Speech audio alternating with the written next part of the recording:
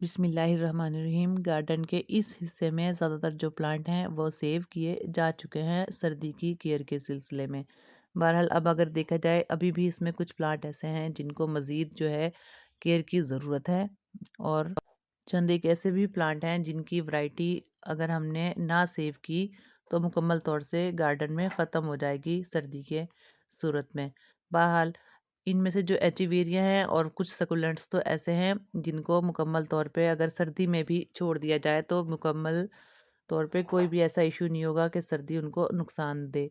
बल्कि ऐसा है कि ये मौसम इन सकुलेंट्स के लिए बहुत ही बेहतरीन जो है साबित होता है, और लीव के थ्रू प्रोपिगेशन रेट भी बढ़ जाता है सर्दी के इस मौसम में।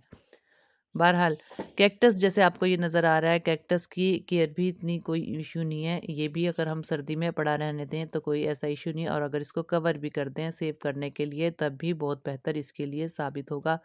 बहरहाल ये अब आपकी फिजिबिलिटी के हिसाब से है। हमने बहरहाल इसको ऐसे ही छोड़ा है, और फ़िल्टर के लिए सेग्रीगेशन के लिए इसको निकाल भी लें तो ज़्यादा बेहतर रहेगा इसकी बेस्ट हेल्थ के लिए। और इसके अलावा जो है मालाबर की बेल जो है ये देखें, बहुत ज़्यादा हद तक हमने सेव कर ली हैं, लेकिन चंद एक जो हमने छोड़ दी हैं जो केयर के सिलसिले में रहीं उनकी आप कंडीशन दे सकते हैं अब ज़्यादा बेहतर नहीं रही, और जो लीव्स हैं वो अच्छी खासी मुरझा गई। और इसके अलावा कैंप फायर नज़र आ रहा है। कैंप फायर जो ऐसा प्लांट है सर्दी में बेहतरीन रहता है, खुश रहता है, मुस्कुराता हुआ, और कोई भी इसको स्पेशल केयर की ज़रूरत नहीं है। बहरहाल इनमें से अब अगर आप देखें वेंडिंग जो अगर नज़र आए वो भी केयर की मोहताज है, इसे सर्दी में सेव करना पड़ेगा। बहरहाल ये एक अलग से क्यारी है कि ये एक प्लांट की जो कटिंग है वो रख दी है सेव करने के लिए, जिसमें ख़ास तौर पे जो है एक टर्टल वाइन की काफ़ी ज़्यादा कटिंग्स रखी हैं। टर्टल वाइन का डोरमेंसी, शदीद डोरमेंसी का पीरियड है। अगर हमने इसको सेव ना किया चंद एक कटिंग्स को आने वाले मौसम के लिए तो मुकम्मल तौर पे वैरायटी ख़त्म हो सकती है टर्टल वाइन की हमारे गार्डन से। और वेंडिंग जो की भी काफ़ी हद तक जो है हमने इसमें डिफरेंट कलर की, वाइट कलर की और इसके अलावा मैरून और ग्रीनिश कलर की मिक्सचर वाली जो वैरायटी है वो भी हमने इसमें लगा दी है क्यारी में। एक छोटा-सा हमने ये प्लांटर लिया है, और इसके अलावा इसके अंदर एक बरगद का एक छोटी-सी कटिंग भी इसमें लगाई है ताकि वैरायटी सेफ रह सके चंद एक प्लांट की। और क्लांचू वैसे ही लगी हुई है। बहरहाल क्लांचू की वैरायटी जो है अगर भरी सर्दी में भी रहे तो कोई ऐसा इशू नहीं है।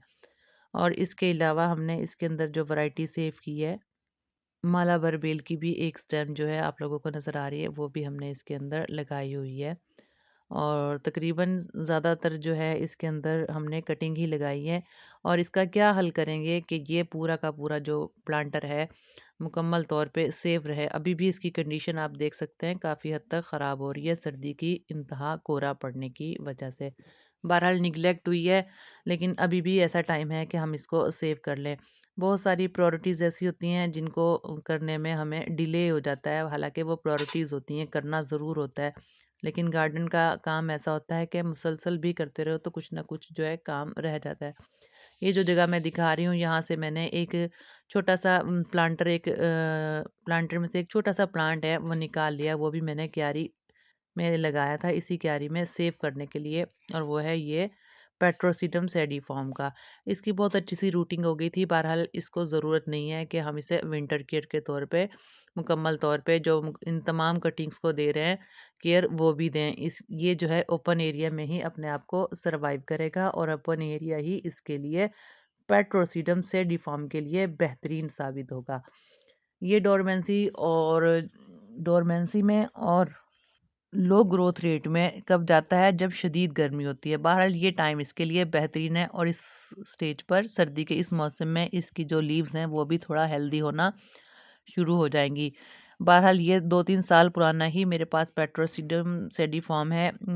2024 की गर्मी में इसकी बहुत सारी वैरायटीज़ जो हैं प्लांटर ख़त्म हो गए थे। एक जो कटिंग है मैंने डिफरेंट प्लेसेस पे लगा दी थी जो मुकम्मल तौर पे सेव रहीं। अब इससे मेरी जो कॉलोनी है पेट्रोसिटम सेडीफॉर्म की मुकम्मल तौर पे एक्सटेंड होना शुरू हो गई है। बहरहाल ये उसी क्यारी में इस प्लांटर में ही लगी हुई थी, ये मैंने सेपरेट कर ली, इसको कोई भी विंटर केयर की ज़रूरत नहीं है। और इस तरीके से ये एक छोटा सा प्लांटर बन के रेडी हो गया पेट्रोसिटम सेडीफॉर्म का। और इसके अलावा जो आप मैं क्यारी आपको दिखा रही थी एक पोर्शन गार्डन का, उसमें भी पेट्रोसिटम सेडिफॉर्म के चंद एक प्लांट्स जो हैं वो लगे हुए हैं। और बहुत छोटी-सी मैंने कोल्ड ड्रिंक की बॉटल में इसको सेव कर लिया। और ये वाटर लविंग है, इवनिंग में इसको पानी ज़रूर देना पड़ता है ताकि वाटर सर्कुलेशन इस प्लांट की बनी रहे। और अब ये है जनाब हमारे बैलेंस कटिंग जिनको हमने सेव करना है सर्दी के मौसम में। सिर्फ इस एक प्लांटर के अंदर काफ़ी ज़्यादा वैराइटीज़ जो हैं हमारे प्लांट्स की सेव हो जाएंगी। और इन्हीं छोटी-छोटी कटिंग से ही हम फिर से नई कॉलोनी जो है अपने गार्डन में डेवलप कर सकते हैं। तो अगर हमारी जो मुकम्मल तौर पे वैरायटी ख़त्म भी हो गई जिनको हम सेव ना कर सके, ये एक प्लांटर ही काफ़ी साबित होगा, ख़ास तौर पे टर्टल वाइन के लिए। टर्टल वाइन की 1-2 छोटी-सी ब्रांचेस भी आपको मैंने दिखाई थी वीडियो में, अगर बच जाएँ तो बहुत ही जल्द जो है अपने आप को पूरे के पूरे प्लांटर अपने ग्रोथ सीज़न में आकर बढ़ना शुरू हो जाते हैं और बड़े-बड़े प्लांटर बनकर रेडी हो जाते हैं। बहरहाल कम स्पेस में एक छोटी-सी मुनासिब सी केयर के साथ आप जनाब एक छोटा-सा पॉली हाउस क्रिएट कर लेंगे सिर्फ़ एक ही प्लांटर के अंदर। बहरहाल अगर आपके पास रिसोर्सेज़ हैं तो हार्डवेयर से एक बड़ी-सी शीट लेके आप ज़्यादा मिक़दार में भी प्लांट्स को सेव कर सकते हैं। बहरहाल मैंने दिखाया है कि एक ही प्लांटर के अंदर किसे कितनी ज़्यादा कटिंग्स मैंने लगाकर प्लांट्स की सेव कर ली और एक छोटे से शॉपिंग बैग के साथ। शॉपिंग बैग के जो हैंडल हैं उनको हम कट कर लेंगे टॉप से, एक हैंडल को छोटा और एक को बड़ा। इस तरीके से करते हुए इसको हम अपने प्लांटर को आहिस्ता-आहिस्ता कवर करना शुरू करेंगे और कोशिश करेंगे कि कवर करने के दौरान थोड़ी-सी स्पेस दें और जो टच हैं पत्तियाँ ना करें इस शॉपिंग बैग को। अगर थोड़ी बहुत टच भी कर दें तो कोई ऐसा इश्यू नहीं है। बस हमने इसको कवर करते हुए ख़ास तौर पे ख़्याल रखना है कि जितना भी मुमकिन हो सके लीकेज ना हो।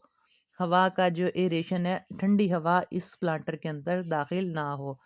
बहरहाल इसके अंदर एक छोटा बहुत सुराख भी नज़र आ रहा है, वो जो है निग्लेक्टेबल है, ना भी हो तो ज़्यादा बेहतर साबित होता है। मुकम्मल तौर पे एयर टाइट जो है ये हम लोगों को कवर रखना पड़ेगा।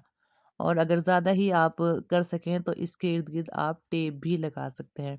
इससे ये मुकम्मल तौर पे जो है प्लांटर कवर होने के बाद इसके अंदर सेल्फ जो है ह्यूमिडिटी बरकरार होगी और हल्की-हल्की वाटर वेपर कंडेंसेशन जो है स्टार्ट हो जाएगी और छोटे-छोटे ड्रॉप्स जो हैं पानी के खुद ब खुद ही इसी एयर टाइट से बैग में जमा होकर गिरना शुरू हो जाएंगे। ये मुकम्मल तौर पे मैंने कवर कर दिया प्लांटर को और आहिस्ता-आहिस्ता इसको कवर करते हुए हम टेप तो नहीं लगाएंगे लेकिन मैं अच्छी सी टाइट करके गिरा में इसको लगा दूंगी और फुल जो है ये हमारा प्लांटर अच्छा सा कवर हो जाएगा। इस तरीके से हम गुलाब की कलमें भी लगा सकते हैं, गुलाब की कलमें और इसके अलावा करोंदा, करोंदा की जो वेरीगेटेड वैरायटी है करोंदा की, कैरिसा ग्रैंडिफ्लोरा की वेरीगेटेड वैरायटी को भी हम इस तरीके से अच्छी सी प्रोपिगेट कर सकते हैं आजकल के बेहतरीन मौसम में। ये एक तोहफा होगा, बहुत ही अच्छे चांस होते हैं प्रोपिगेशन के। और सेम यही टेक्निक करते हुए हम ड्रेसीना की कटिंग लगा सकते हैं, परमानेंट और खूबसूरत ऑर्नामेंटल प्लांट। और इसके अलावा Benjamin ficus ornamental permanent plant, इसकी भी सेम इसी टेक्निक से हम कटिंग लगा सकते हैं और जनाब ये बहुत ही बेहतरीन रहेगी वाटर वेपोरेशन के साथ और बहुत ही चांसेस रहेंगे इनके अंदर जो है रूटिंग के, और रूट बन जाने के बाद बहुत ही अच्छी सी प्लांटेशन हमारी एक्सटेंड हो जाएगी। और एक ख़ास बात हमें यहाँ पर ख़्याल रखना पड़ेगी, एग्जैक्ट 1 मंथ के बाद, कंप्लीट 1 मंथ के बाद आपने इसको जो है सुराख कर देना है एक छोटा सा इसके ऊपर, जैसे ये नज़र आ रहा है अच्छे से 1 या 2 सुराख कर कर आप छोड़ दें, इसको हटाएं ना कवर को। इन सुराखों के बाद जो है प्लांट को आप छोड़ देंगे, फिर हल्का सा कवर करें, इसका कवर जो है रिमूव करेंगे और आहिस्ता आहिस्ता तमाम जो है कवर 1 या 2 दिन के जो वक्फे से आप इसको थोड़ा थोड़ा हटा के मुकम्मल तौर पे इस प्लांट के जो है कवर हमने प्लास्टिक की शीट लगाई हुई है ख़त्म कर देंगे और इसी तरह बाकी पॉली हाउस का भी आहिस्ता आहिस्ता। इन प्लांटेशन के हवाले से कोई भी क्वेश्चन आपके माइंड में हो तो आप कमेंट बॉक्स में मुझसे पूछ सकते हैं। अल्लाह हाफिज़।